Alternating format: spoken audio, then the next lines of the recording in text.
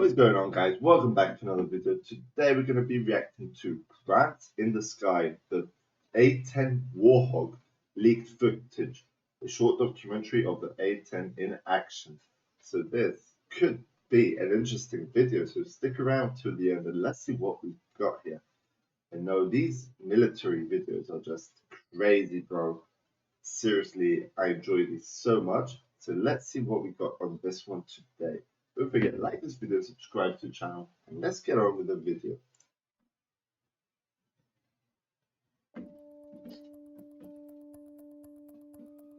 The footage you're about to see was gathered in Afghanistan by USAF combat camera during the summer fighting season of 2014. Take it out!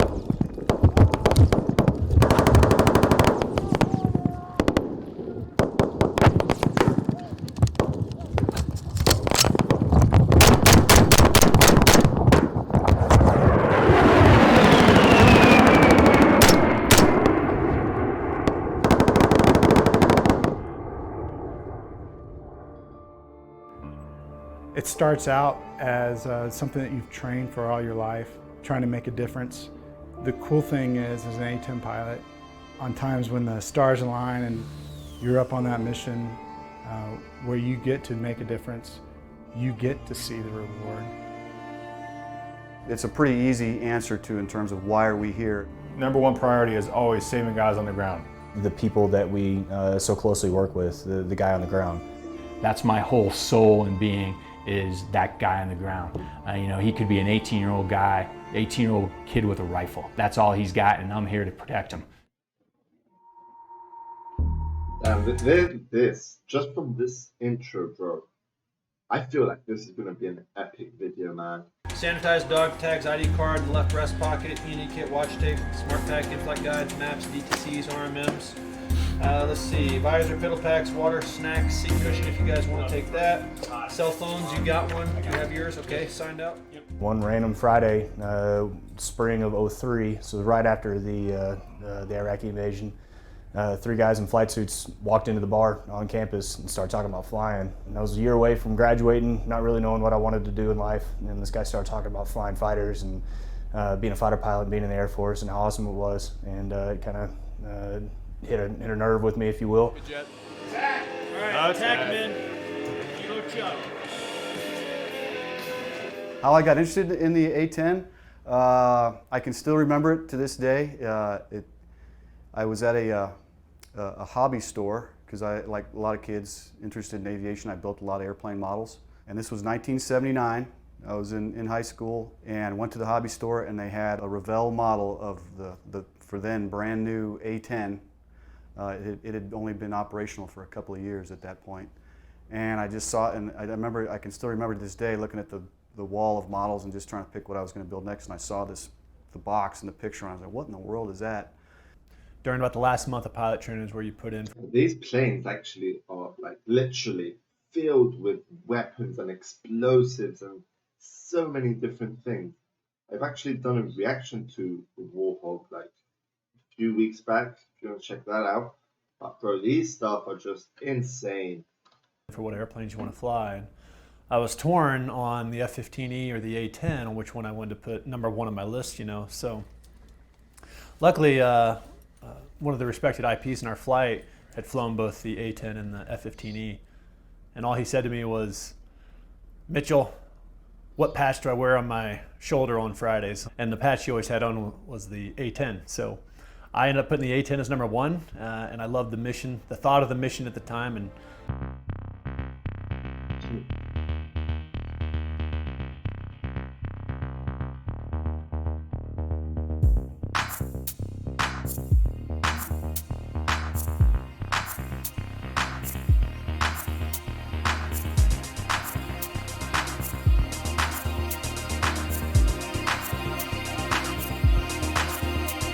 it must be super awesome driving one of these, bro. Just looking at that view, that is just sick, man.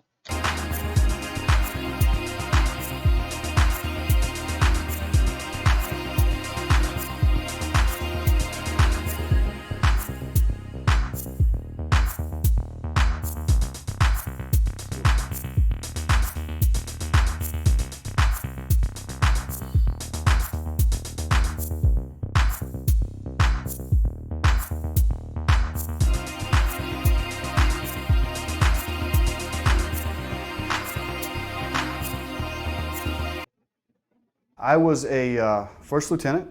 I was 26 years old when Desert Storm kicked off.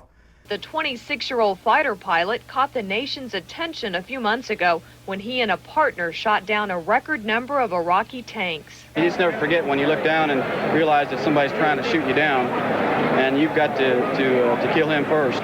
My first full 2 years in the Air Force, it was pretty much a completely Cold War type of mentality. Our training was all very low altitude. It doesn't seem that long ago to me, but I know talking to a lot of the guys now, you know, it's been quite a while ago, and when you look at the airplane from then to now, it's pretty amazing the different upgrades and that we've gone through since then. The A10 is the only airframe ever that was built entirely for this mission. Yo, come on, man. They're about to do a gun run. You need to get down. Let's go, buddy. Come on, man.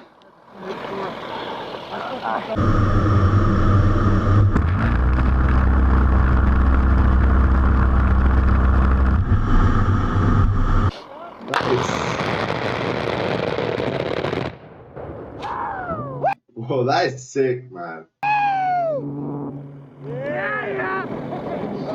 A10 saving the day again, baby. There's just nothing that matches the devastation that that gun can bring.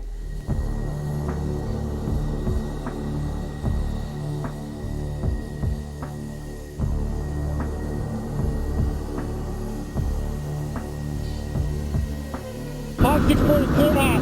30 mil inbound.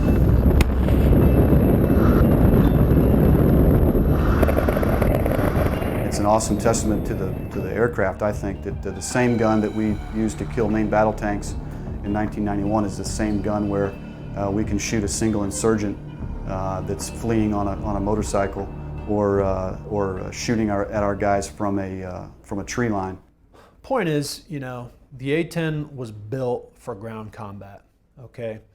Ground combat we had the old linear battlefield type where we're gonna go fight a bunch of tanks going low at 100 feet, and then we've morphed into a medium altitude precision strike platform because the airplane has been updated and modified to be able to do that.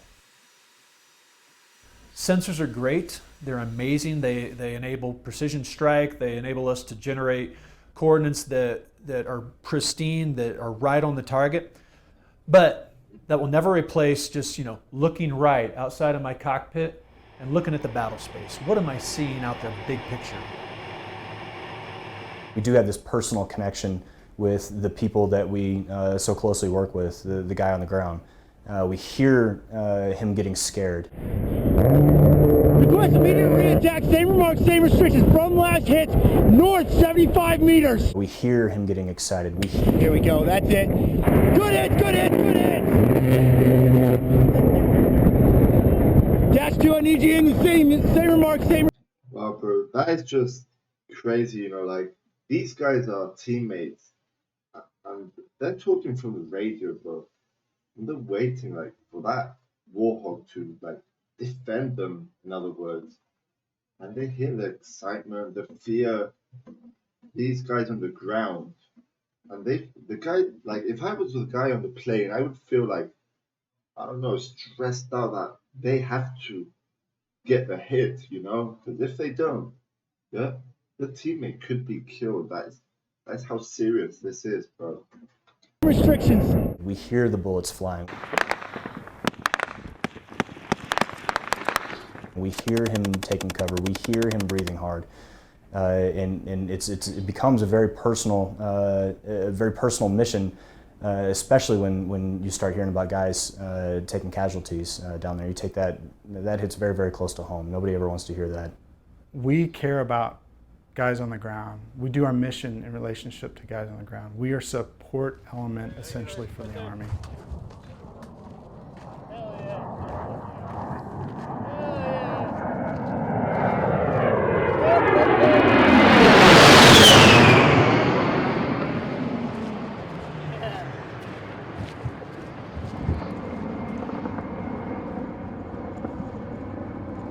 Whoa. We care about the guy on the ground. I'm not saying air interdiction mission isn't caring about the guy on the ground, but it's not tangible. You can't really grab the benefits of it right then. You're going to wait a certain amount of time to see its effects. Air to air, how's that about the guy on the ground? Well, you're building air superiority, air supremacy, correct. But is the guy on the ground going to see it, get the tangible benefits of it? No. Close air support is about the guy on the ground. Combat search and rescue is about the guy on the ground. We're joint. We're a joint airframe and an air force, and that's what makes us different. Interesting. Wow.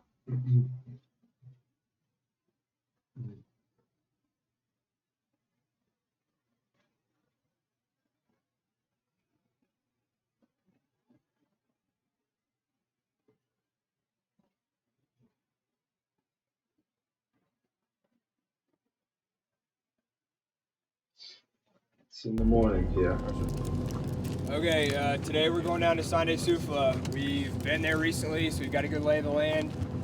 Keep in mind, the Spondy's been pretty hot recently, and they've had some contact from the same area around Sande Sufla. He went over the recent activity. Keep in mind the kind of MO we've had recently out of there. They've seen the Taliban commander kind of looking at the objective first, doing a quick meeting, picking up weapons en route. Usually there's motorcycles involved. You've also got the Taliban commander that they seeked a couple weeks ago. So you've got all that stuff going on right there in Espandi. We're going right into the heat of that. So keep that in mind as we get down there. Keep your eyes open and stay vigilant. All right, so our actions on contact, near and far ambush, return fire. Look to me, we'll either maneuver or we'll push through. IED, get 360-degree security and clear the danger area, and then we'll look to Kazovac. In the case of a complex attack, we're going to return fire, move out of the kill zone. Indirect fire, get down, look for distance and direction from me. Our actions on halt, take a knee, face out, and the march intervals that we're going to use are going to be dependent on where we are. In the open area, spread out as much as you can. The bigger we can look and the more intimidating we can look, the less likely we're going to take contact as we move down there. That's all I've got. What are your questions? Wow. All right, we're kidding up 0615. 0615, kids on. Shit, didn't say anything about her. Yesterday, as most days, we went out on a dismounted patrol south of our fob to a village of Espandi. Basically, we got some intel that some bad guys were storing weapons in a building, and we had contacted them before. We'd run into them before. So we went down there to kind of check back up. And as we got down into the village, we ran into some sketchy guys. It just, everything felt weird from the time we got down there. There was high tension. You could tell by the ANA's body language. He was antsy, pacing back and forth. The second that happened, we spread out, let the PL do his link up. It was just high tension. I felt from the get-go.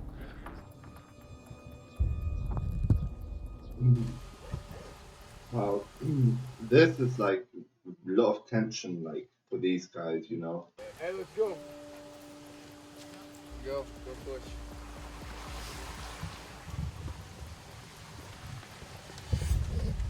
Oh.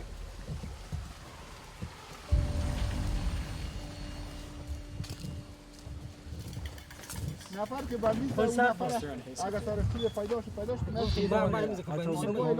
کیافتی یعنی کیافتی خدمتی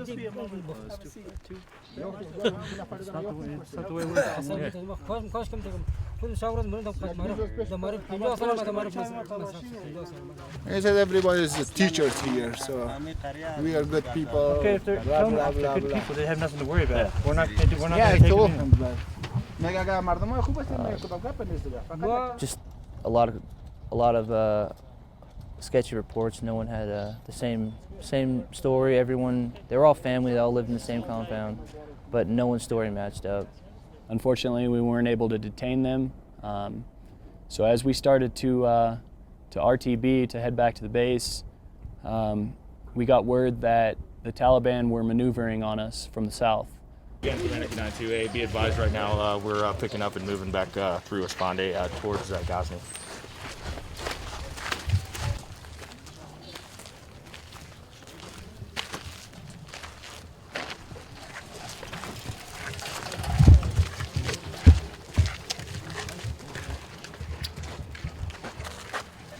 Nana can go.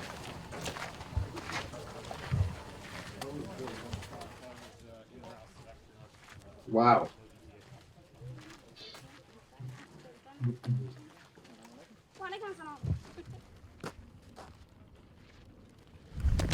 So, that way. And Hog, if I could get you overhead of our lead element through a spondy, if at all possible.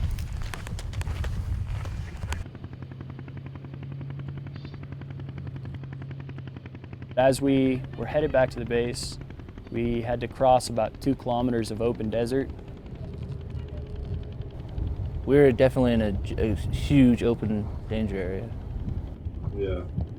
It's not good being in an open area, you know, like they are really visible. So that's why he probably called the other guy to come look over them if everything's safe. Let's see. We got about 500 meters outside of the village and started taking some pretty accurate fire. Oh God.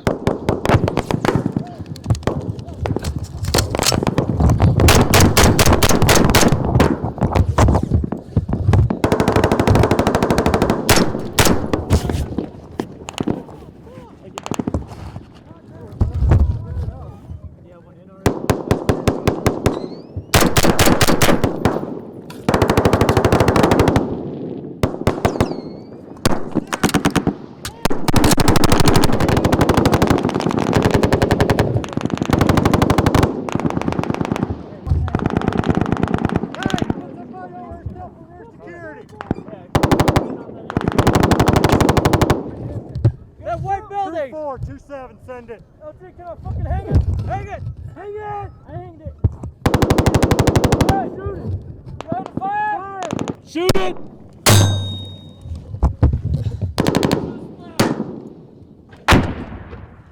Whoa! There was no cover. I mean, there were people trying to find tire tracks to hide, to get a little bit of a defilade behind. You know, in that position, the best you can do is spread out, gain fire superiority, you know, and then wait for some air support. Our comms were a bit of an issue at the time, and so they had a little bit of a struggle, but they did have A10s luckily being pushed down to us. I have your position south of the tree line. We quickly responded, and working with the JFO on the ground and one of my JTACs were able to get Hog on station quite quickly. We were taking some harassing fire at that point. Right here. Hey man, I know you're busy, but I need full security, brother. Who's shooting? Somebody's fucking shooting at us still.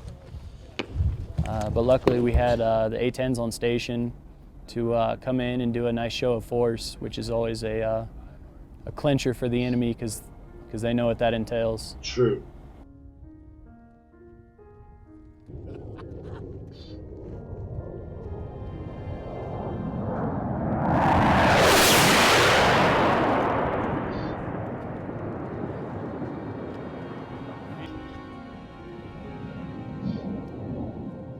The A10 has proven itself time and again as being really a nightmare to the enemy.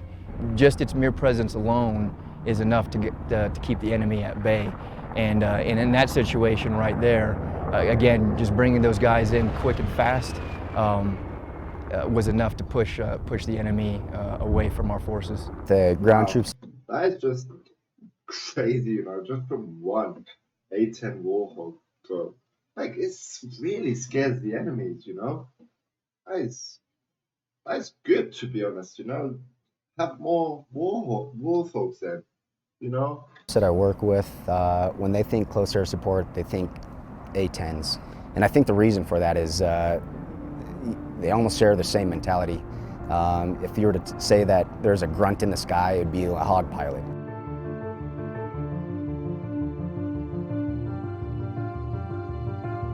Yeah. They're very user-friendly. I mean, any one of these dudes could pick up the radio if I get shot in the face and, you know, employ. Those guys are really professional, very well trained, and if, you know, you have a random Joe who doesn't know what to do, those guys can pull it from them.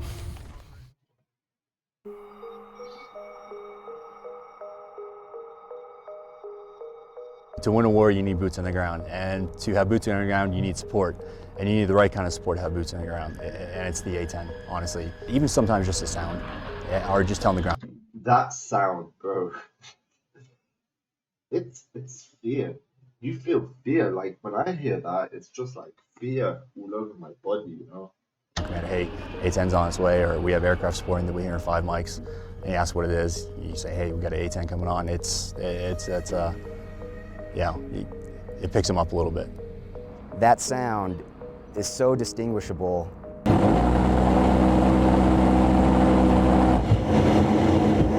It literally shakes the ground. It is amazing.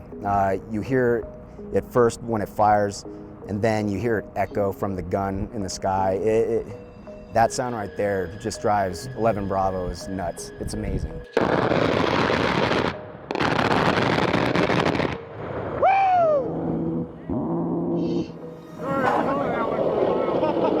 Hey, thanks, sir. I just shit my pants. It's that sound of corny like freedom, but it really is. It's the sound of don't mess with me. It scares off everyone and shows you you're in good hands. Wow, bro.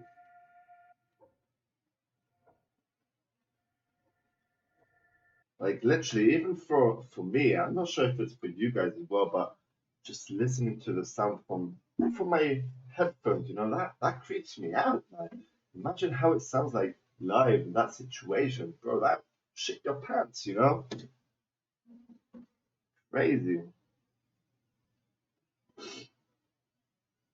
I think when people 10, 20, 30, 40, 50 years down the road look back on it, I think people will look at this airframe and it will always be known as an airframe that was, some people view it as ugly. Who'd want to fly that thing?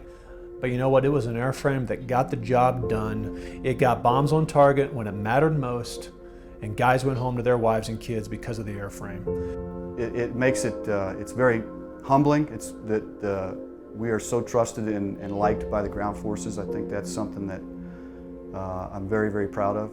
They love this airplane, and they trust us is the biggest thing. I mean, when you're shooting last night, we just looked at it, was between 65 and 100 meters away from the friendly guys, and for those guys to trust us to do that on a regular basis is very gratifying. I got the greatest job in the world, man. I get to fly fighters when people need me to do my job. I have the chance to save lives and make a difference on the battlefield.